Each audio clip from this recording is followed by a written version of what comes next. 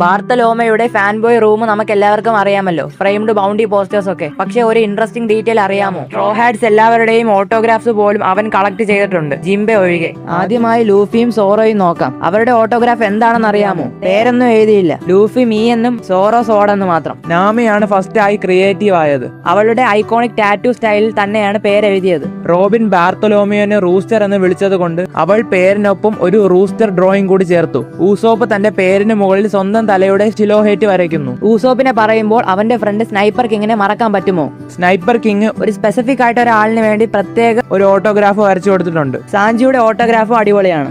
J shape വന്നിട്ട് സാഞ്ചിന്റെ eyebrow കേള് പോലെ താഴെ വരച്ചിട്ടുണ്ട്. അതിന് മുകളിൽ സാഞ്ചി കിസ് ചെയ്തൊരു സീലും കൂടെ. ചോപ്പർ വളരെ സിമ്പിൾ ആയിട്ട് അവന്റെ ഹൂഫിന്റെ പ്രിന്റ് മാത്രം. ഫ്രാങ്കി ആണെങ്കിൽ എക്സാക്ട്ലി നമ്മളെല്ലാവരും എക്സ്പെക്ട് ചെയ്ത പോലെ തന്നെ ഒരു ബിഗ് സ്റ്റാറിന്റെ സിമ്പിൾ. സോൾ കിങ്ങിന്റെ ഓട്ടോഗ്രാഫ് വാങ്ങാൻ ലൈൻ നിൽക്കുമ്പോൾ 3 മണിക്കൂർ വെയിറ്റ് ചെയ്യേണ്ടി വരും. കാരണം ഓരോ തവണയും അവൻ ഇതെല്ലാം ഡ്രോ ചെയ്യണം.